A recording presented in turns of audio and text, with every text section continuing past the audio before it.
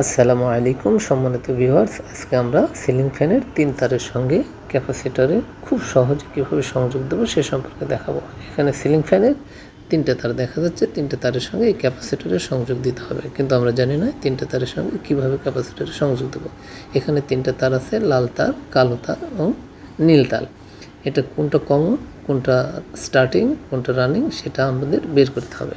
এর ভেতরে যদি আমার চ্যানেলকে কেউ সাবস্ক্রাইব করে থাকেন তাহলে ধন্যবাদ, আর যদি সাবস্ক্রাইব না করে থাকেন দয়া করে সাবস্ক্রাইব করতে ভুলবেন না। আমাদের ফ্যানের ভিতরে 2টা কয়েল আছে যা আমরা ছবিতে দেখতে পাইলাম। এই 2টা কয়েলকে আমাদের চিহ্নিত করতে হবে, একটা রানিং কয়েল আর একটা স্টার্টিং কয়েল। কিন্তু কোনটা রানিং কয়েল কোনটা স্টার্টিং কয়েল এটা আমরা জানি না। আমাদের মাল্টিমিটারের সাহায্য নিতে হবে। মাল্টিমিটারের সাহায্যে আমাদের রেজিস্ট্যান্স মেপে 2টা কয়েলকে চিহ্নিত করে কোন রানিং এবং স্টার্টিং 2 প্রান্তকে শর্ট করতে হবে। 2 প্রান্তকে শর্ট করতে হয়, এই কমন প্রান্তের সঙ্গে নিউট্রালের সংযোগ দিতে হবে। এটা সবচেয়ে সহজ কাজ। আমরা যখন মিটারের সাহায্যে 2টা কয়েলকে পরিমাপ করব তখন রানিং কয়েলের সাথে কমনের রেজিস্ট্যান্স কম পাবো, স্টার্টিং কয়েলের সাথে কমনের রেজিস্ট্যান্স বেশি পাবো, এবং রানিং এবং স্টার্টিং কয়েলে আমরা রেজিস্ট্যান্সের মান সর্বোচ্চ পাবো। অর্থাৎ রানিং এবং স্টার্টিং কয়েলের কমনের সাথে যে রেজিস্ট্যান্স আলাদা আলাদা পাবো, এই দুইটার যোগফল একত্র করে আমরা রানিং এবং স্টার্টিং 2 প্রান্তের সাথে মিটারে প্রব ধরলে আমরা এই রেজিস্ট্যান্স পাবো।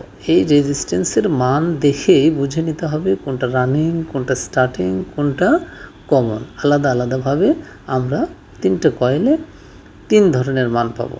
আমরা যখন রানিং এবং স্টার্টিং কয়েল ধরব সর্বোচ্চ মান পাবো 2টার যোগফল।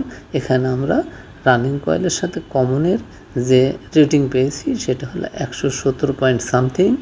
রানিং কয়েলের সাথে স্টার্টিং কয়েলের যে রেটিং পেয়েছি সেটা 186 পয়েন্ট সামথিং, 171 পয়েন্ট সামথিং এবং 186 পয়েন্ট সামথিং যোগ করলে আমরা টোটাল রেজিস্ট্যান্স পাই লাল এবং কালো তারে।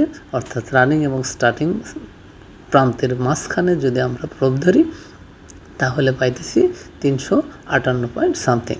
অর্থাৎ যেখানে সর্বোচ্চ মান পাবো এই দুইটাই রানিং এবং স্টার্টিং পয়েন্ট। এই রানিং এবং স্টার্টিং পয়েন্টের মধ্যেই আমাদের ক্যাপাসিটরের সংযোগ হবে। অর্থাৎ রানিং কয়েলের শুরুর প্রান্ত এবং স্টার্টিং কয়েলের শুরু প্রান্ততে আমাদের ক্যাপাসিটরের সংযোগ করতে হবে, এবং অপর 2 প্রান্তকে যোগ করে যেটা কমন বের হয়েছে সে কমনের সাথে আমাদের নিউট্রালের সংযোগ হবে। তাহলে 2টা নিউট্রাল এবং ফেজ আমরা পেয়ে যাব। আমাদের রানিং কয়েলের সাথে সবসময় ফেজ লাইনের সংযোগ দিতে হবে। এখন যদি আমরা সকেটের ভেতর সংযোগ দিয়ে পাওয়ার সাপ্লাই দিয়ে সুইচ অন করে দিই তাহলে দেখা যাবে আমাদের ফ্যান ঘুরতেছে এবং রেটিংটা ফরওয়ার্ডই হইতেছে। তাহলে আমাদের ক্যাপাসিটরের সংযোগ ঠিক আছে।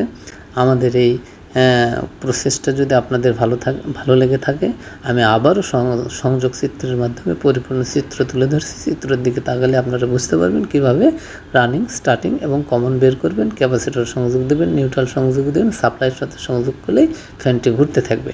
ধন্যবাদ।